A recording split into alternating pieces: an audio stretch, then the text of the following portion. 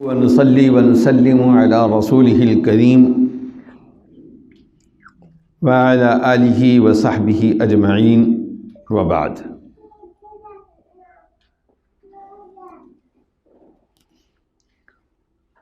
آج کی تراویح میں قرآن کریم کی چوتھی صورت یعنی سورۃ النساء کی تلاوت کی گئی ہے۔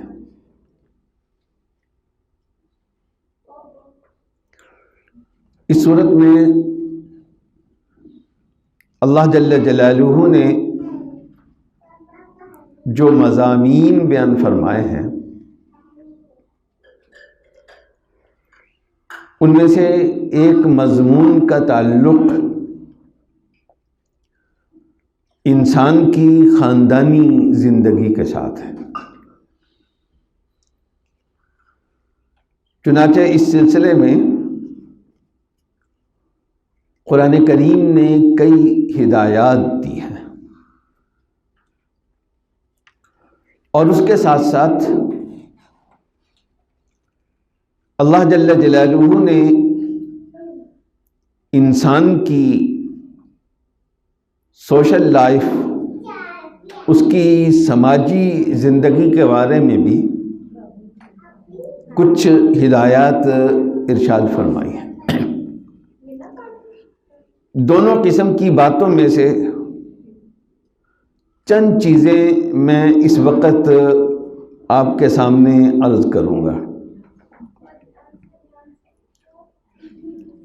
پہلی بات تو یہ ہے کہ قرآن کریم نے اس صورت کے اندر مردوں کے بارے میں یہ کہا ہے کہ وہ خاندان کے سربراہ ہوتے ہیں، لیکن اس سربراہی کا تقاضا کیا ہے؟ تو سورہ بقرہ میں اسی سے ملتی جلتی بات اللہ جل جلالہ نے یہ فرمائی ہے کہ وَلَهُنَّ مِثْلُ الَّذِي عَلَيْهِنَّ بِالْمَعْرُوفِ وَلِلرِّجَالِ عَلَيْهِنَّ دَرَجَةٌ، کہ ویسے تو مرد اور عورت ان کے حقوق و فرائض ایک جیسے ہی ہیں، لیکن اللہ جل جلالہ نے مرد کو بلند درجہ عطا فرمایا ہے، ایک درجہ مرد کو اوپر رکھا ہے۔ اس کا کیا مطلب ہے؟ ہم یہ سمجھتے ہیں بعض اوقات کہ مرد کے سربراہ خاندان ہونے کا مطلب یہ ہے کہ وہ گھر کے تمام افراد پر جیسے چاہے روب جھاڑ لے، جو چاہے انہیں کہہ دے، جو چاہے انہیں حکم جاری کر دے۔ لیکن وَلِلرِّجَالِ عَلَيْهِنَّ درجہ کی تفسیر میں متعدد صحابہ اکرام سے یہ منقول ہے کہ مرد کا درجہ زیادہ ہے کا مطلب یہ ہے کہ خوش اخلاقی کی ذمہ داری اور نرمی برتنے کی ذمہ داری دونوں پر ہے، لیکن مرد کا درجہ چونکہ زیادہ ہے اس لیے خوش اخلاقی برتنا یہ بھی مرد کی زیادہ ذمہ داری ہے، برداشت سے کام لینا یہ بھی مرد کی زیادہ ذمہ داری ہے۔ وہی بات یہاں اللہ جل جلالہ نے دوسرے انداز سے بیان فرمائی ہے اور یہ فرمایا ہے وَعَاشِرُوهُنَّ بِالْمَعْرُوفِ، کہ مرد کی یہ ذمہ داری ہے کہ وہ عورتوں کے ساتھ اچھا سلوک کرے اور حسن سلوک کے ساتھ اس کے ساتھ اپنا وقت گزارے۔ اس پر ایک سوال ذہن میں آ سکتا ہے کسی کے کہ ٹھیک ہے کہ میں تو چاہتا ہوں کہ گھر کی خواتین کے ساتھ اچھا سلوک کروں، لیکن میری بیوی ہی ایسی ہے، ہمارے گھر کی خواتین ہی ایسی ہیں، ان میں فلاں خامی پائی جاتی ہے، فلاں خامی پائی جاتی ہے، فلاں خامی پائی جاتی ہے، اس لیے ہم سمجھ بیٹھتے ہیں کہ شاید اب ہم اس طرح کے حکم کے مخاطب نہیں رہے۔ لیکن اللہ جل جلالہ نے اگلے ہی جملے میں اور اسی آیت کے اندر اس کا جواب بھی دے دیا اور فرمایا کہ فَإِن كَرِهْتُمُوهُنَّ فَعَسَىٰ أَن تَكْرَهُوا شَيْئًا وَيَجْعَلَ اللَّهُ فِيهِ خَيْرًا كَثِيرًا، کہ خاتون کی کوئی عادت تمہیں اگر ناپسند لگے، بری لگے، تو ضروری نہیں ہے کہ وہ چیز واقعتاً اپنے آخری نتیجے کے اعتبار سے بھی بری ہی ہو۔ بعض چیزیں دکھنے میں بری لگتی ہیں لیکن اپنے الٹیمیٹ رزلٹ کے حساب سے وہ بری نہیں ہوتی۔ جیسے ڈاکٹر انجیکشن لگا رہا ہے، وہ چھوٹی سی سرجری کر رہا ہے، اس سے تکلیف ہوتی ہے آدمی کو، لیکن الٹیمیٹ نتیجے کے اعتبار سے اس میں انسان کا فائدہ ہوتا ہے۔ تو اسی طرح اللہ تعالیٰ نے فرمایا کہ یہاں بھی ہو سکتا ہے کہ عَسَىٰ أَن تَكْرَهُوا شَيْئًا، کہ کوئی چیز تمہیں بری لگے، ناگوار لگے تمہیں، لیکن یہ تمہارے ذہن کے مطابق ناگوار ہے، اور ہو سکتا ہے کہ اللہ جل جلالہ نے اسی ناگوار صفت کے اندر تمہارے لیے بہت بڑی خیر رکھی ہو، اسی میں اللہ جل جلالہ نے تمہارے لیے فائدہ رکھا ہو۔ یہ صرف گھریلو تعلقات ہی کے بارے میں نہیں ہے، بلکہ انسانی زندگی کے جتنے بھی تعلقات ہیں ان کے بارے میں انسان یہ اصول اگر مد نظر رکھے کہ میرا جس کے ساتھ معاملہ ہے، میرا ملازم ہے، میرا باس ہے، میرا پڑوسی ہے، میرا بزنس پارٹنر ہے، کسی اور حوالے سے کسی سے واسطہ پڑتا ہے، تو ہو سکتا ہے کہ ایک چیز جو مجھے اچھی نہیں لگتی وہ اللہ کی حکمت کے اعتبار سے آخر کار میرے لیے فائدہ مند ہو۔ یہ سوچ لے اگر آدمی انسانی تعلقات کے اندر، تو تعلقات میں جلدی دراڑ نہیں پڑتی، اور اسی کو تھوڑا سا بڑھا کر اسی حکم کی ایکسٹینشن کی ہے نبی کریم صلی اللہ علیہ وسلم نے۔ ایک حدیث مبارک میں رسول اللہ صلی اللہ علیہ وسلم نے فرمایا کہ کسی مومن کو یہ زیب نہیں دیتا کہ وہ کسی مومنہ یعنی کسی مومن عورت کی نفرت اپنے دل میں بٹھا لے۔ یہ اچھا نہیں ہے ایسا کرنا۔ کیوں؟ فرمایا کہ ان کریہ منہا خلقا رضی منہا آخر، کہ اگر ایک چیز اس کی بری بھی ہے، ناپسند بھی ہے، تو سوچو کہ اسی انسان کے اندر بہت ساری خوبیاں بھی ہو سکتی ہیں،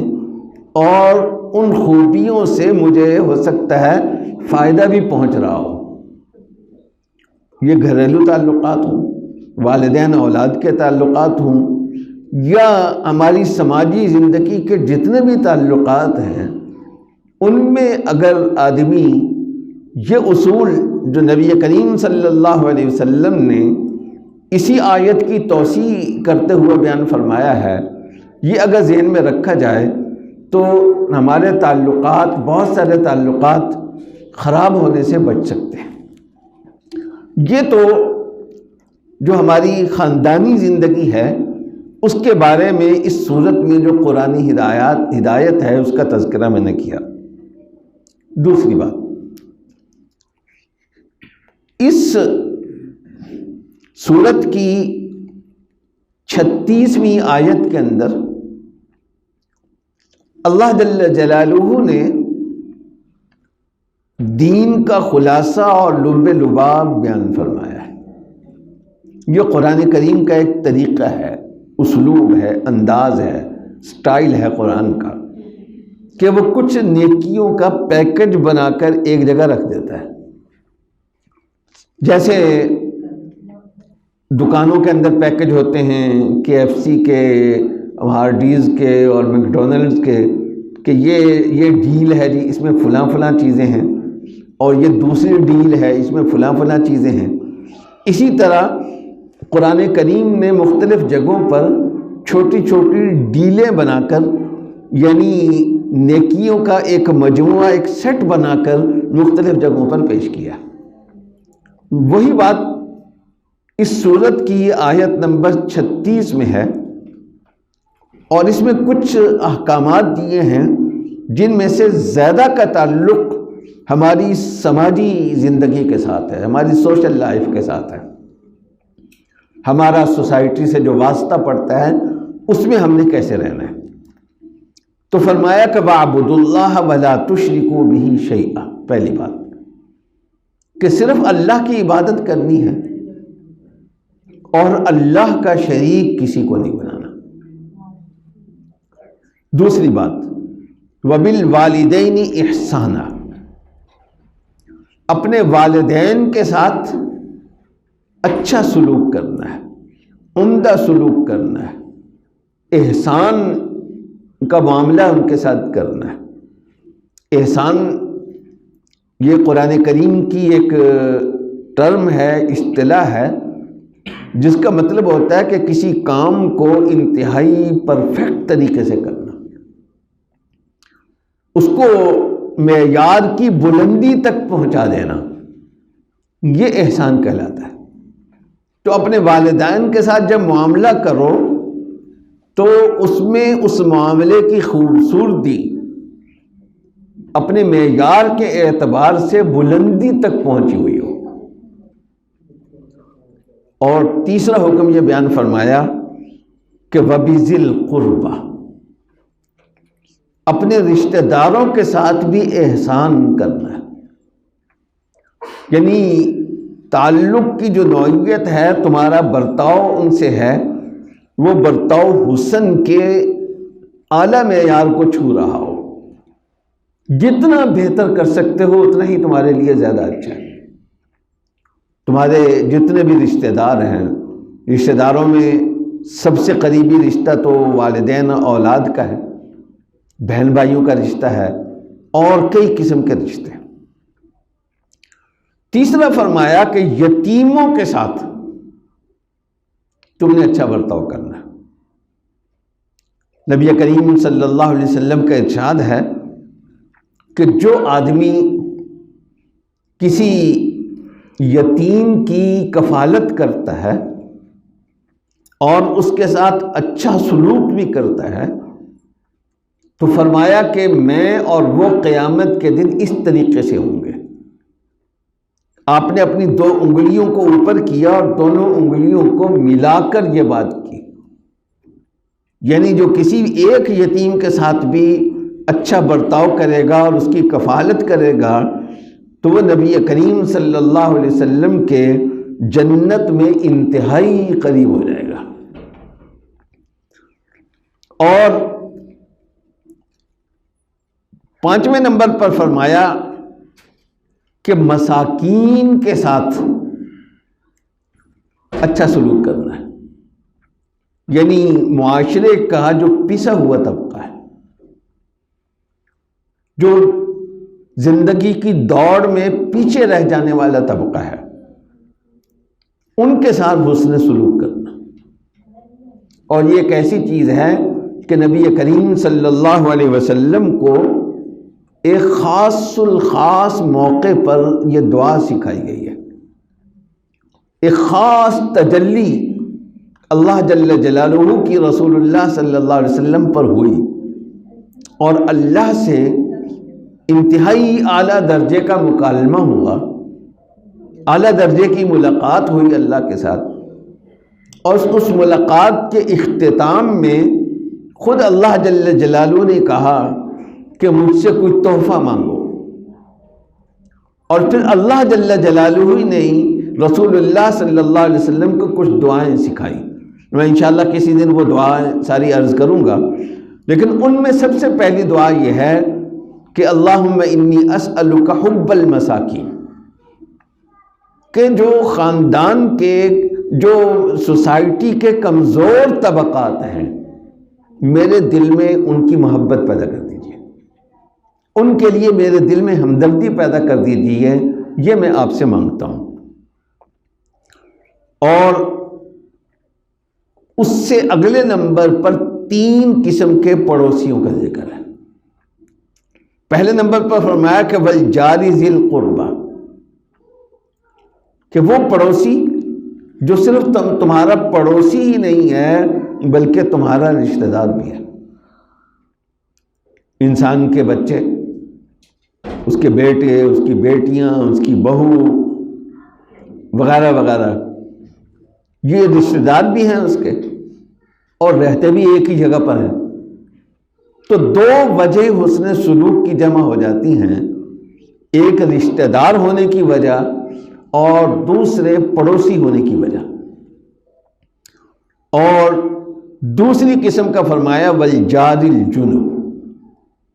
وہ پڑوسی جو مستقل طور پر تمہارے ساتھ ہے، محلے میں تمہارے ساتھ ہے، اس کی دکان تمہاری دکان کے ساتھ ہے،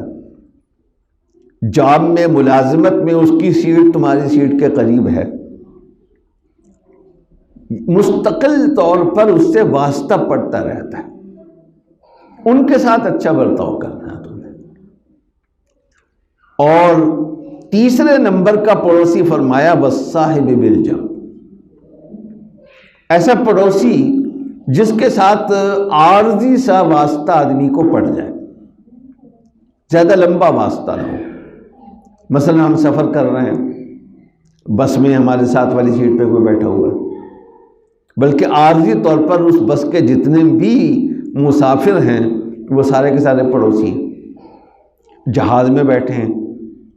اس جہاز میں ہماری سیٹ کے ساتھ بیٹھا ہوا بھی ہمارا پڑوسی ہے، اور اس جہاز کے سارے مسافر جو ہیں وہ بھی ہمارے پڑوسی ہیں. ایئرپورٹ کے لاؤنج میں بیٹھے انتظار کر رہے ہیں، تو وہاں جتنے لوگ موجود ہیں وہ سارے کے سارے ہمارے پڑوسی ہیں. اور اس کے بعد فرمایا وابن السبیل، مسافروں کے ساتھ اچھا سلوک کرنا. وما ملکت ایمانکم، جو تمہارے ماتحت ہیں ان کے ساتھ اچھا سلوک کرنا. یہ چند چیزیں یہاں دین کے خلاصے کے طور پر اللہ جل جلالہ نے ذکر فرمائی ہیں. اللہ تعالی ہمیں ان پر عمل کرنے کی توفیق